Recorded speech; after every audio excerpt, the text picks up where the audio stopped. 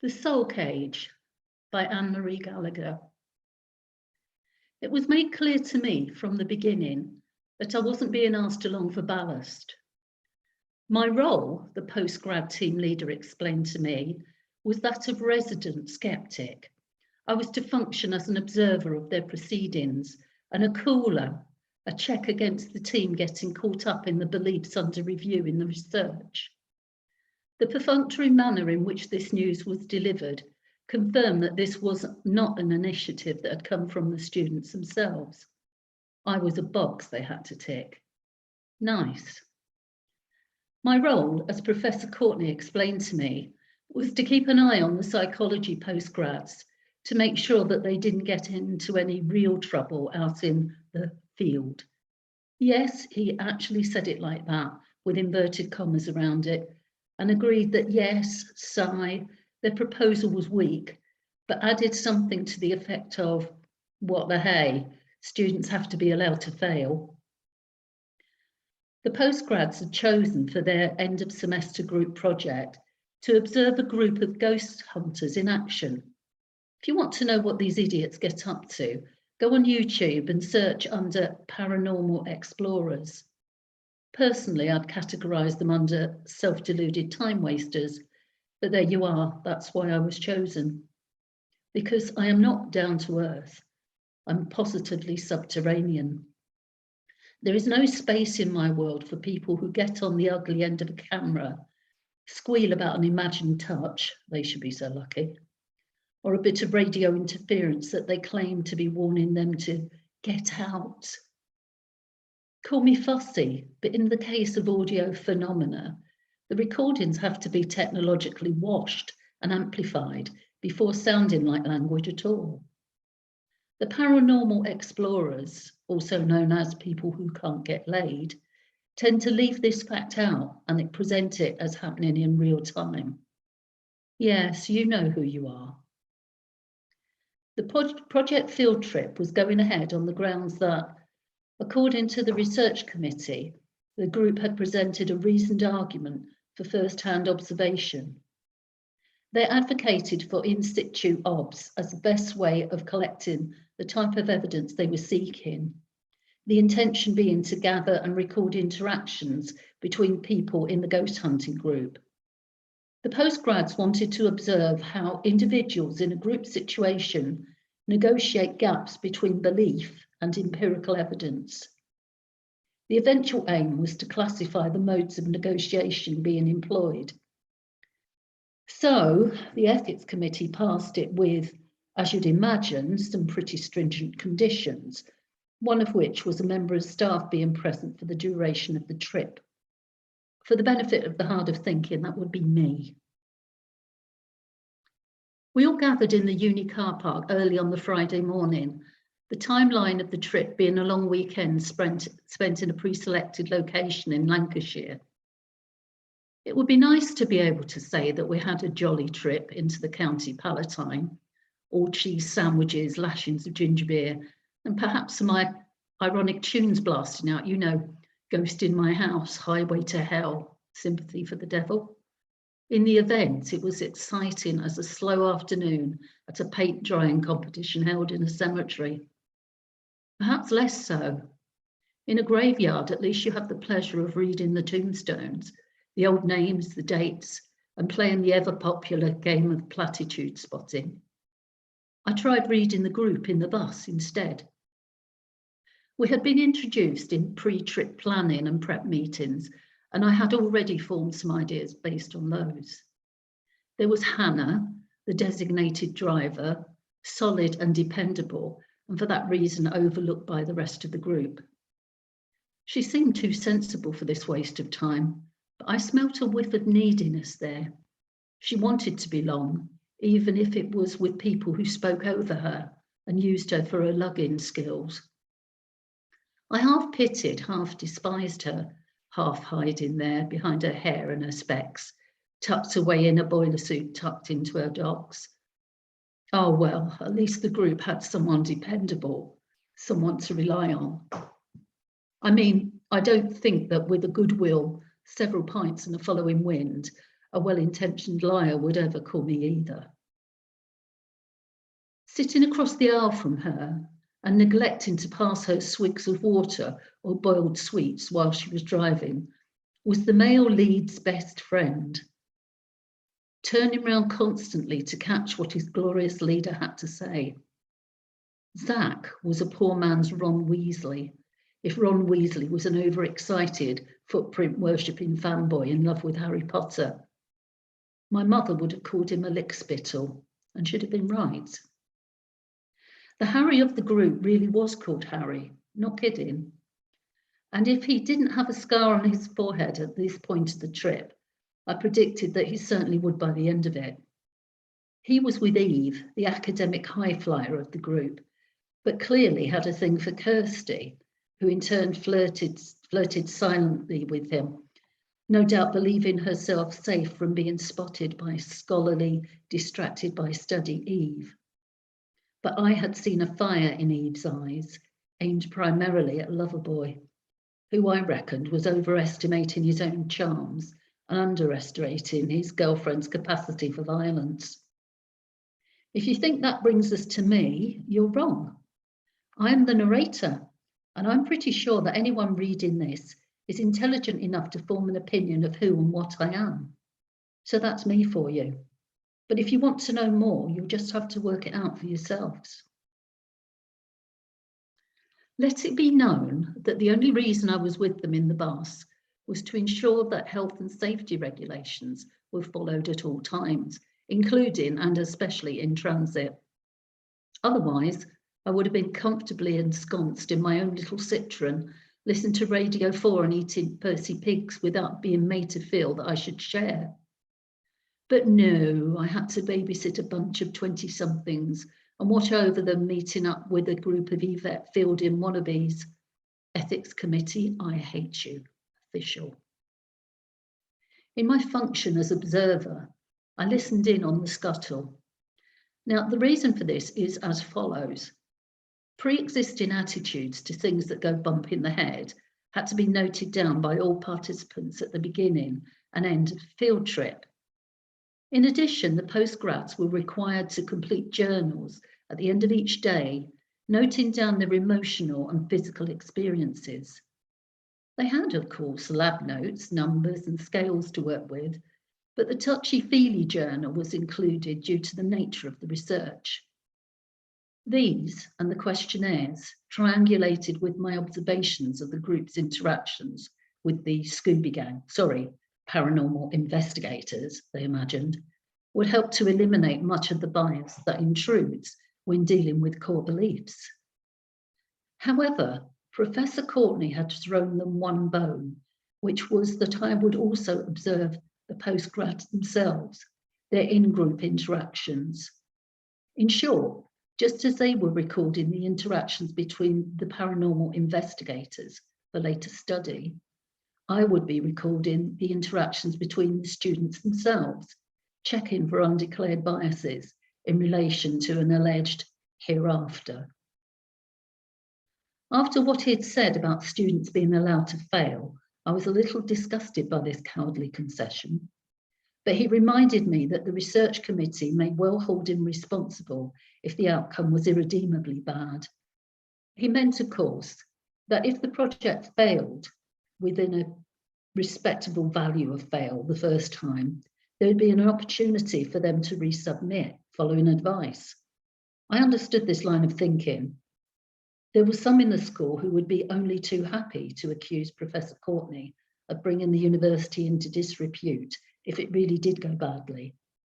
He wasn't the most popular guy back at HQ and was notorious for delegating work which most properly belonged to his pay grade.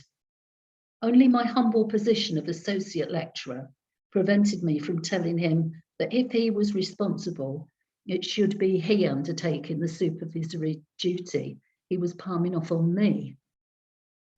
However, I forced one concession from him. I insisted that the postgrads were not to be told that I would be observing them in group until the end of the trip, when it would be explained by the good professor and accepted by them that this could be used as a buttress to their findings their choice. Letting them know at the outset that I would be observing them for preconceptions would impact the interactions and waste my efforts to boot. Also, I was always already going to be represented as an unwanted presence over the weekend and had no wish to spend it with the word spy virtually carved into my forehead. When Courtney resisted, I implied that a recurring illness might prevent me from attending the trip. What I heard on the bus and during stops was a lot of careless talk about orbs, apparitions, EVPs, spirit boxes, evidence of a distressing amount of time spent watching TV programs on the supernatural. I had no doubt that the students had, for form, stated in their pre-trip questionnaires that they had no personal opinions on the existence of a hereafter and intended to repeat the lie in the end of trip survey. But here it was, the perspectival force of belief threaded right through the group. No doubt much of it was thrown about to impress each other, but notwithstanding interpersonal power plays, the creep factor was pretty blatant. And this was the group claiming objectivity in their investigations of the ways in which so-called paranormal explorers negotiated the difference between beliefs and evidence. Interesting. We had a couple of stops during which Anna didn't get much time other than to briefly stretch her legs and be moaned at for making everybody wait when she had to dash to the restroom. Notably, nobody complained when Kirsty loitered at the sweet counter or Harry pointed out snacks for Zach to purchase. They really were an unlovely bunch. I had expected, in vain as it turned out, for Eve to be a little less shallow, but she didn't stand up for Anna or even attempt to be nice. She was far too engrossed in watching Kirsty lure Harry out of her sight. If the scene playing out between the three in the aisles of Doritos, Bounty Bars and travel toothbrushes had been captured as a painting, it would be titled Tears Before Bedtime. For the rest of the journey, I zoned out at the horrible little lives playing out within the metal walls of the bus. They were immature to the point of depressing. That's what academia does to you, mothers.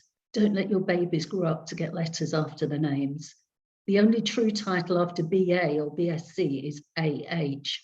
Work it out, people. Thus, I tuned out, other than to pick up on mentions of spiritual interests, their knowledge of ghost hunting equipment, and Zach's tendency to launch into campfire ghost stories, of course. The tales weren't in the least spooky or interesting, save as evidence that he did, in fact, have a position on the existence of an earthbound afterlife. Many of them started with, "A friend of mine knew someone." I mean, come on, Zach. I stopped listening to that crap at the age of 10. It didn't make me particularly popular in Cub Scouts, but then I've always had a healthy disrespect for anything bullshit. So notwithstanding me quite properly listening in on anything pertaining to the supernatural, I left them to it and instead set about enjoying the landscape. It really was beautiful, this side of the Pennines. The spring rains and melts wending their familiar routes downhill, even furnishing the occasional waterfall. It made my teeth grind a little as I thought about the good rambling that was out there and how I could have spent this weekend in my walking boots. Still a bit chill for spring, but nothing that would stop me donning my walking gear and getting out there among the daffs and early bluebells. I love the rugged landscape of the Northwest, its fells and crags, lakes and tributaries. It would have been good to visit were it not under the current conditions. There's nothing like a 2-hour walk before breakfast to pique the appetite, then spending the rest of the morning planning where to walk after lunch. Sadly, no chance of that here. I must have sighed out loud, thinking of the curtailment of these pleasures, as everyone turned to look. They glanced at each other, back at me, and then continued, as they had since the beginning of the journey, to ignore me. I know I had warned them at the outset that I was only there to observe and not to join in. But it would be nice to be offered a suite or asked if I were comfortable right at the back. Miserable little gits. Right, back to the landscape. Or maybe not. I mean, I'm sure you don't want the wordage to be eaten up by someone gushing about the sumptuous bounties of early spring, the Lancastrian foothills of the Pennines, the sheep and lambs lying in Arcadian pastures. No, you don't. You want to get on to the dramas, weird events, even ghosts. I get it. No, I really do. We're all mesmerised by the prevailing interests of social media and constantly recreate and reconfigure them in our own image. And who wouldn't be anxious to look in the mirror in the hope or fear of seeing something different, or seeing ourselves through the lens of the world that may or may not exist? Right, just what I thought. So I'll just put you out of my misery and go straight to our arrival at the house. It was a relief to reach Highfields, which proved to be a monstrous Victorian Gothic cliché, with a rough driveway at least a mile from another, even rougher track. The roadway must have been wide enough at some point to accommodate wagons or coaches, but time and nature had narrowed the approach to car width. The bus was buffeted and scratched at the encroaching hawthorns, and I could see Anna flinching at each scraping sound as we passed through. She would get lumped with submitting a damage report to facilities management when we got back to the university. So I'm sure some of the wincing was on that account. Vehicle damage would reflect badly on her ability to take care of university property in future. And should she be refused loan of a bus on this account, it would jeopardise her usefulness to this or any other group that might have her. She was, in spite of her penchant for being needed, of a practical turn. And I don't have any reservations about putting these motives in her head. Resident skeptic, remember, not resident empath. Eventually, we brought up to Highfields and parked by the side of the house. Anna and Zach swinging the luggage and equipment onto the gravel pathway. The students all headed directly to the front door until Kirsty snapped at Zach to guard the equipment. She was clearly irritated with him for constantly drawing Harry's attention away from her. Eve was fascinated with the porchway lions, and Anna approached and rapped at the door with the great lion head brass knocker. It made a hollow sound, which gave the impression of a lack of carpets and furniture just beyond. We heard some scuttling around inside, and I recalled that the owner was having some work done. With little hope of the builders hearing us above their own racket, I stepped up and pushed the door open and held it so that the students could enter. They looked a little surprised as they walked into a royal mess of plaster dust and fallen planks in the entry, just to the front of the right first floor gallery above. I held the door until Zach came in, laden with the most expensive cameras, and in response to the absence of thanks or acknowledgement from any of them, I slammed the door hard behind him.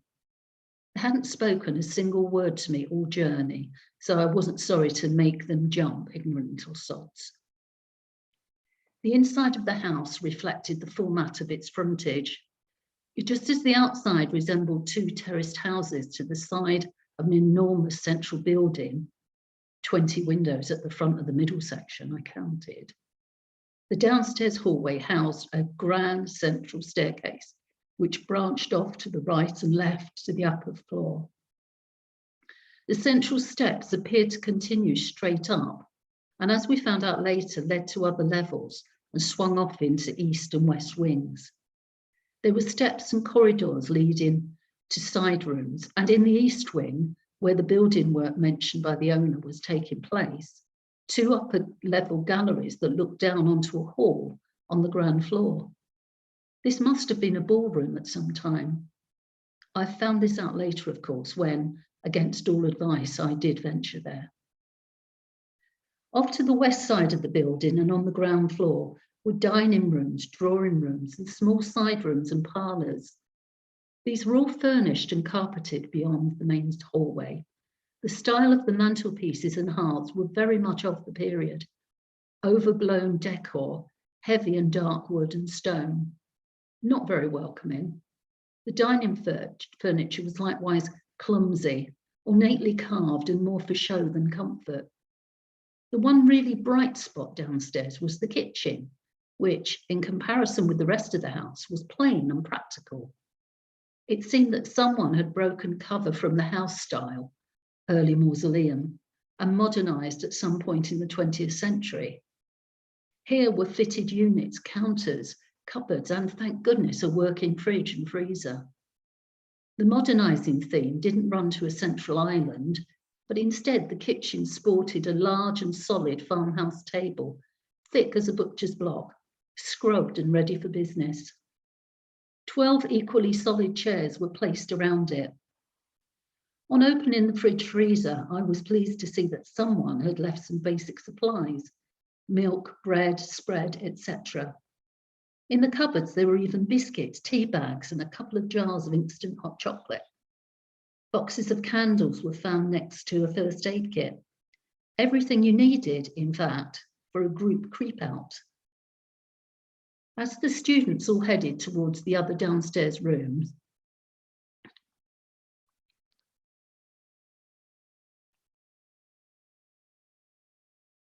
I climbed the central staircase towards the noise of building work. The owner had apparently said that the east wing was not open to visitors due to restoration, and that some rooms were private and occupied. Nonetheless, I passed along the eastern gallery, witnessing an outrageous performance of the Ghostbusters theme from a couple of boiler-suited builders in the corridor, who probably thought I was with the ghost hunting guests. They clearly thought this hilarious. Their mocking laughter rang down the corridor. From behind them, and heading towards me from an adjoining gallery, was a man in his 40s, hands in pockets, dressed in jeans and a worn-out Aran jumper. The builders moved out of my way and darted back into the side room they were evidently working in. Aran jumper guy smiled broadly, welcomed me to Highfields and introduced himself as Jerry. "You're with the visitors? Yes? Good." He asked a few polite questions, such as whether we had problems finding the house, had we managed to stop for a bite somewhere, etc. Just the usual hospitable welcome patter, I guessed. He made a fair show of being genuinely interested, which was quite an achievement for someone who probably spent most of his Fridays and Saturdays repeating the same welcome spiel to morons looking for spooks. This meant he was either a brilliant actor or a genuinely nice bloke. After 5 minutes or so of pleasantries, he began to wind up the introductions with a couple of stipulations.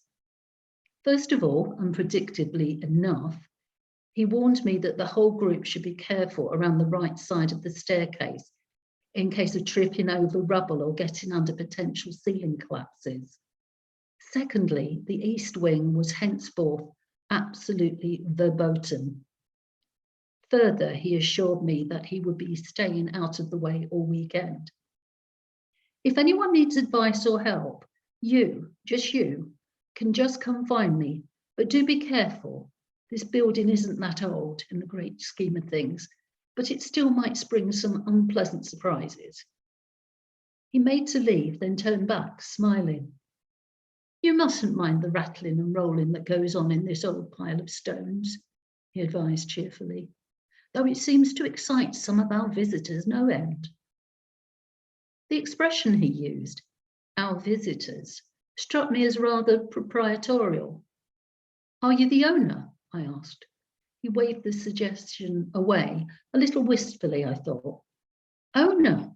Oh, no, not at all." "House sitter then?" His lips lifted a little at the corners, not a wild smile, more a wry smile. "Do you care for the house in the owner's absence?" I pressed him, keen to ascertain his position.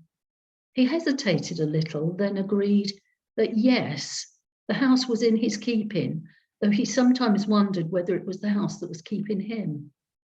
He must truly love this ghastly conglomerate of old bricks and bad taste, I thought, in order to be able to personify it.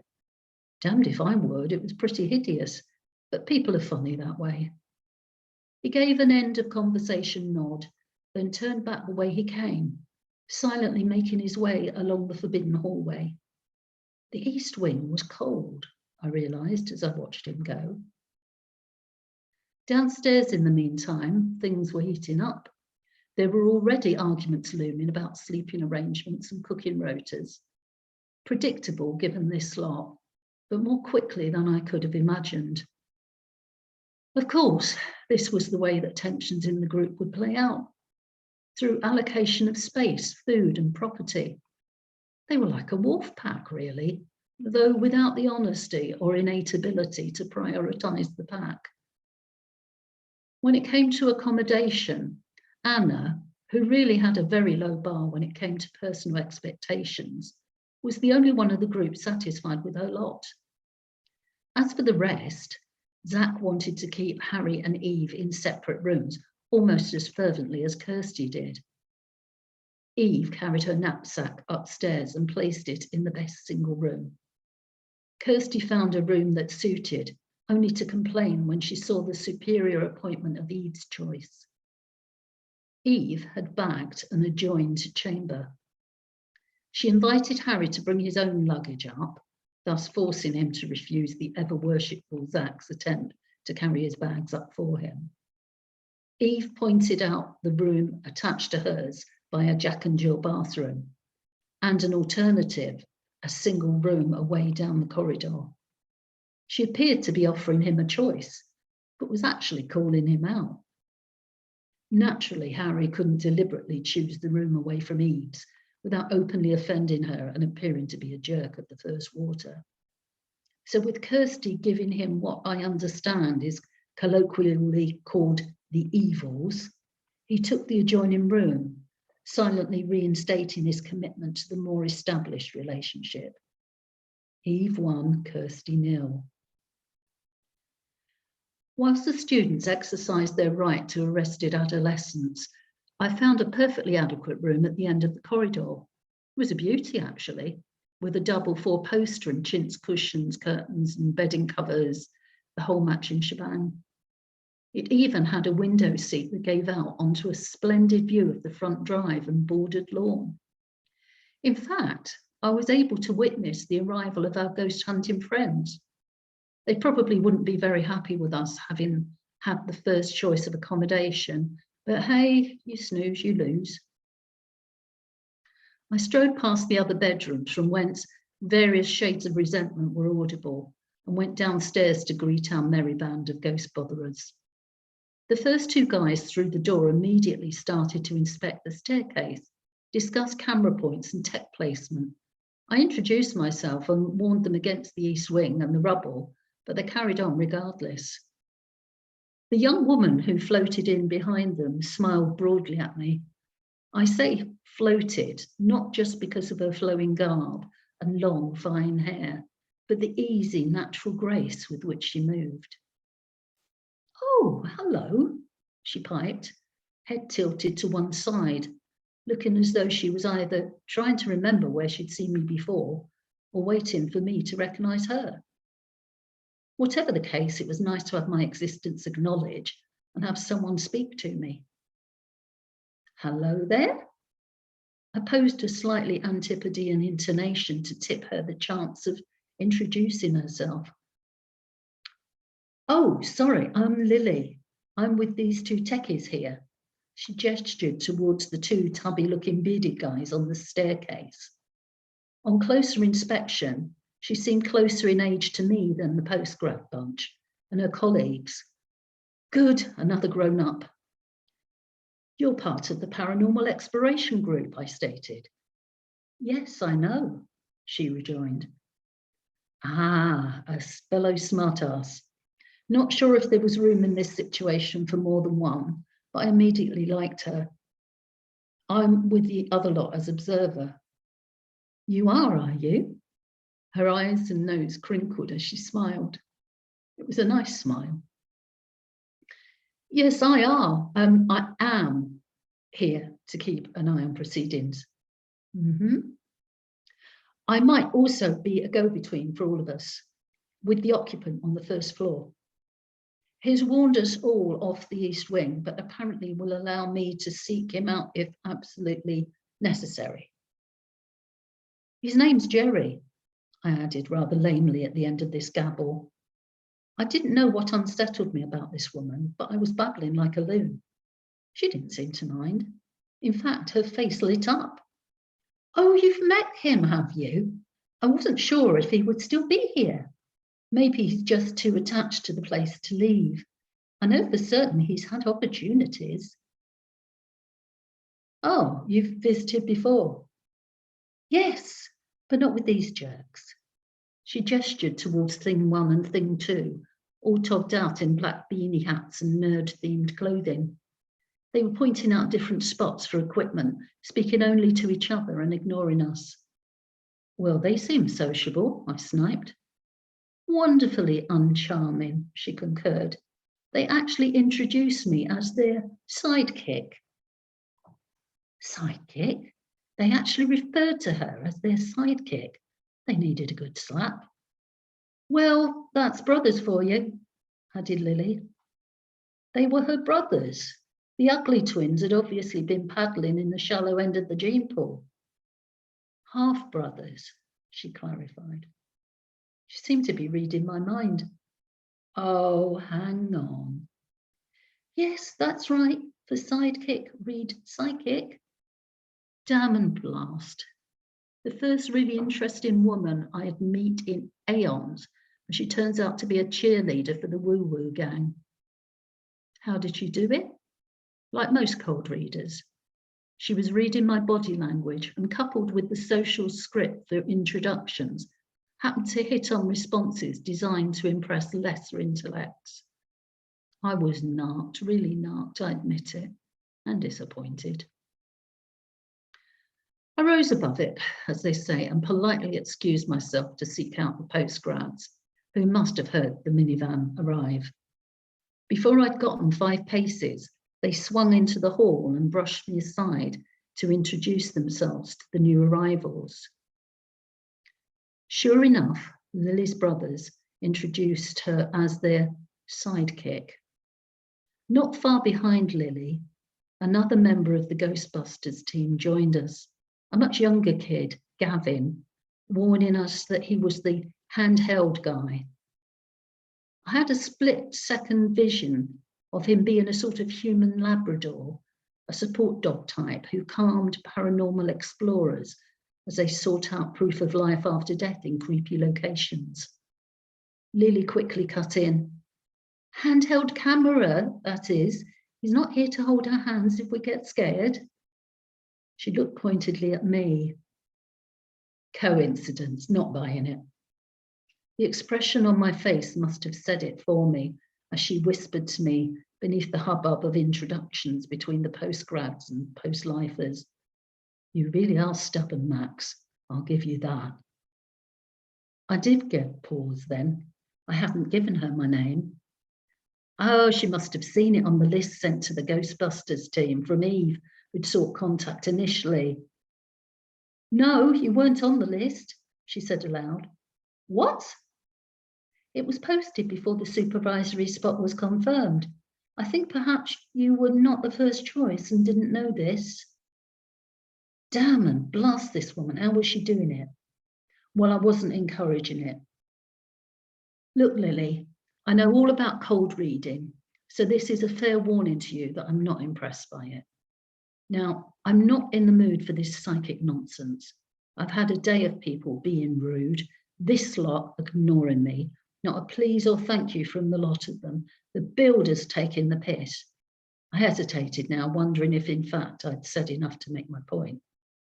Well, of course they're ignoring you, you silly boy, she smiled, as though I'd forgotten something important. I looked at her and her nice smile. Why, of course? I was feeling a little exasperated now. She looked at me as though searching my face for mischief. I opened my hands, inviting her to explain. "Oh my God, you don't know, do you? You really don't know," she stage whispered. "Seriously?" Then to herself, "But how?" Her face was a rainbow of expression, spanning the Roy G. Biv of emotions from repentant through to ultra-vexed. She landed eventually on, I would say, stupefied, and withdrew a space to consider. If I'd felt more interested, I'd have asked, "No what?" But I'd moved on from getting no attention to getting too much attention from this one person, and the shift was too fast. It was irritating. 10 minutes ago, I thought she was a goddess. Now she was just annoying. Shortest affair in the history of my love life, and that includes the half hour I thought I was in love with Sarah Michelle Gellar from Buffy, and thus another black mark just hit the notebook entry of my day. Eventually, someone else had picked up that we were all tired and needed to eat before further conversation or setting up for the night. Both crews headed for the kitchen, with handheld Gavin trailing at the back and filming us all entering what would soon become the operations room. They didn't seem too irked that we'd gotten to Highfields before them, and were more interested in the house layout than their own accommodation, judging by the chatter that started up between the two groups. Because the bearded ones had brought along a couple of very large pots of soup and visited a bakery at some point on their way out of Manchester, there wasn't too much fuss over cooking. Our bunch brought some cheese and cold slices out from wherever they'd been hiding them, and we were set for a pleasant meal. Even though we were all seated round the table, I still managed to stay in the background, as it were, and observe rather than join the conversation. I did at least get fed. The soup was pretty good, and the foresight to bring it probably belonged to a lot of experience of these sort of situations. I had to give the beardy boys credit. They were more prepared than the postgrad group. Oddly, there was less talk about the supernatural than there had been on the bus. All the conversation was about Manchester's legendary nightlife, home universities, equipment, access within the house, and the need to take a few hours to place equipment sympathetic to its layout. Food was discussed, and because the new arrivals hadn't yet found accommodation, the accompanying theme of shelter. But the group were getting cosy in their chatter, and no one seemed inclined to move very quickly. It was slightly soporific, letting that waterfall of feel-good wash over me, and the nearest to contentment I had known in a long, long time. Comfortable from a good meal, listening to good-humoured chatter between new acquaintances, in the light of a chill spring afternoon, and feeling at home, we witnessed our first event. At first, it was a persistent whining sound in both ears, like a high-pitched mosquito sound. It was hardly noticeable, and then it was. I felt it myself as a pressure, as though I had emerged from a diving pool half deaf before screwing my little finger into my ears to bring out the water. I realised that everyone else was experiencing the same thing, as they were all banging the sides of their heads, trying to clear their ears. And then all sound ceased. Lily was speaking to me, but I couldn't hear her, and it seemed she could not hear me. By the look of alarm on all faces, we none of us could hear a thing. The pressure became a little painful, and this persisted for maybe another 15 seconds. I could see members of the postgrad group beginning to panic, and then there was a pop, and our hearing came back. No one spoke, but we could hear each other breathe. The whole thing had been less than a minute, but it was enough to get our hearts beating. Smiles broke out in the ghost hunting camp, but before any of us could comment on what had just happened, we had cause to realise it hadn't finished happening. Silently and slowly, I felt every hair of my body rise from my skin. Not in fear, but more as it would with static electricity. My hair literally stood on end. This was the same for everyone in the group. Lily's long hair made her look like a dandelion, and Gavin's ginger dreadlocks rose like a mane. We all looked at each other. Everyone's hair had risen and remained standing. We all of us kept still, breathing out a few wows, but otherwise remaining quiet.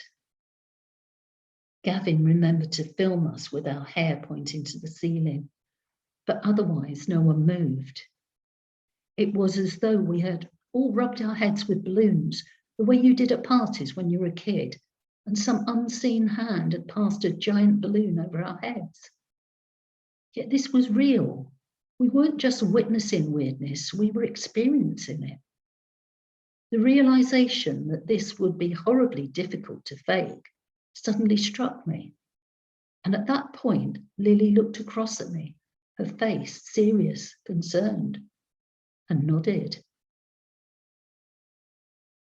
Suddenly, the air pressure in the room changed, causing ears to pop again, and our hair dropped.